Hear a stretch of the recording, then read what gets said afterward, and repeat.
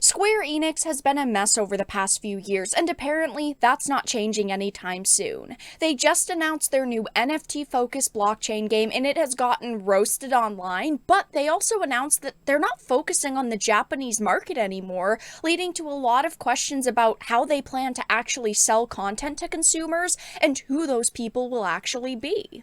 I have a bunch of things to show off, but before we get into the topic at hand, if you enjoy the content that I create, please make sure to subscribe to the channel and to the notification bell.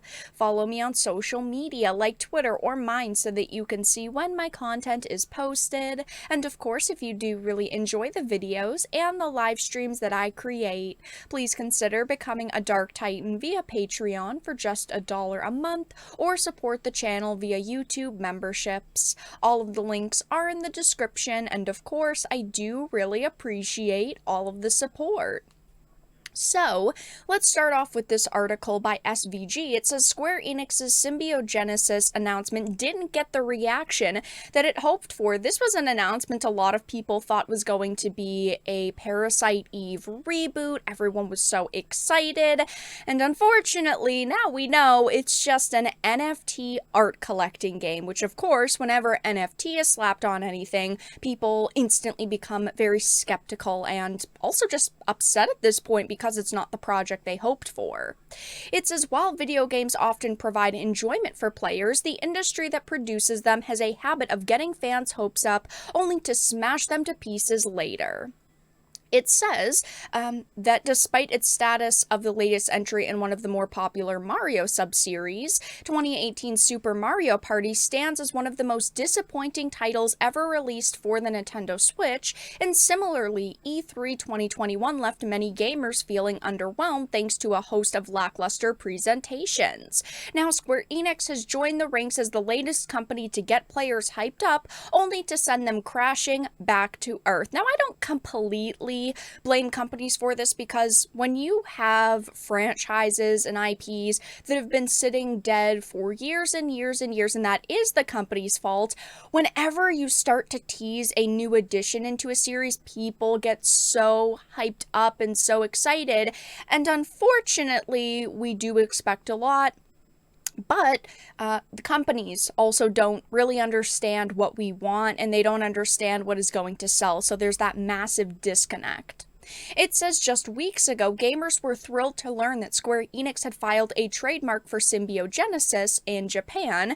That excitement stemmed from the perceived connection between that and Parasite Eve, a horror RPG series which serves as a companion to a sci-fi horror novel. The Parasite Eve franchise hasn't seen a release since 2010's The Third Birthday, which received a mixed reception. So yeah, a lot of people had heard this. They got really, really excited, thinking, wow, oh my god, they're going to announce a reboot, and unfortunately, it is now known that it's an NFT game.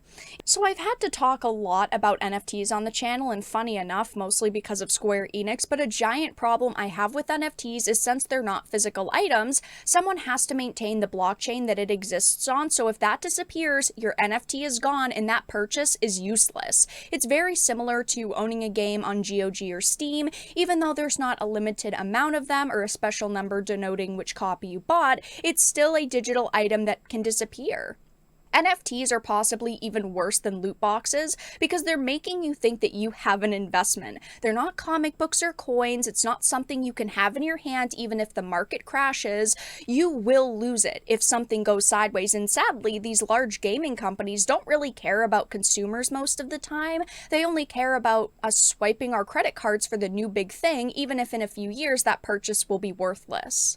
In the wake of the NFT art collection announcement, which doesn't appear to relate to Parasite Eve at all, gamers expressed universal displeasure. One Twitter user was especially dismayed, posting a Final Fantasy VII meme criticizing NFTs and their role in increasing carbon footprints. Unfortunately, a couple of months ago, we heard that Square Enix was going to go in this NFT blockchain-heavy direction. They think this is the future of gaming, this is what people want, and that's what they're going to create. But people still are not sold on the ideas of NFTs, and these companies aren't convincing us, oh, hey, you're going to like these projects at the end of the day. It has been letdown after letdown. It says, adding to the frustration, Square Enix's NFT reveal seems to conflict with past statements from the company regarding NFT production and distribution. After previously doubling down on its NFT program despite continuous uproar from gamers and companies like Ubisoft refused to do away with them, Square Enix made the surprising decision back in June to no longer invest money from selling off many of its franchises into future NFT projects. So, yeah, unfortunately for them, this announcement hasn't gone very well. I know when I had heard about it, I was also really disappointed. I want nothing to do with NFT art collecting game projects. Just not my thing, not interesting to me. But Square Enix has been heading down a rocky road over the past few years, and this is also a newer article that I thought that I would cover in this video. Square Enix president declares the company needs to target the global market to succeed. Japanese market is no longer sufficient, which raised a lot of questions for people because they also recently sold out of the West.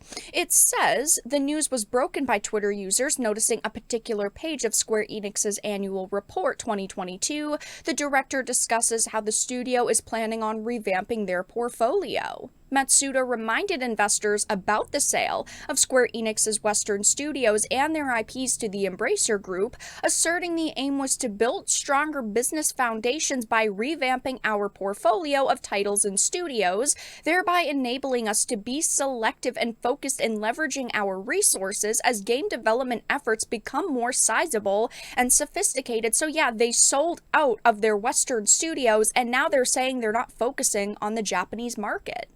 Now, obviously, yes, companies want to sell their games to as many people in as many places on as many consoles and platforms as possible, but they're not focusing on any specific market, which inevitably is going to hurt them. I mean, they're throwing away all of these large markets and they're saying that they're not sufficient anymore. Where are they focusing on now at this point? If they're not focusing on the West, if they're not focusing on the Japanese market, I mean, it's not like their games won't come out in these regions anymore, but they're not focusing on the consumers there. They're not listening to their feedback.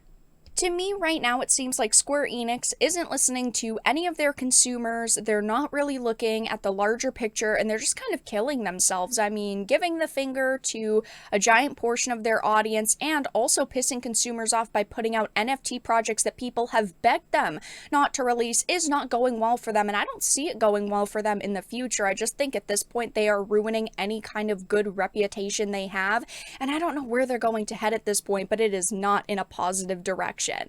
But that's all that I really had to discuss in this video. Let everyone know your thoughts in the comment section down below. If you enjoyed it, please make sure to give it a like, share it, and subscribe to the channel. And of course, if you didn't, make sure to give it a dislike. I appreciate your support either way, but I will talk to you all again in the next video really soon.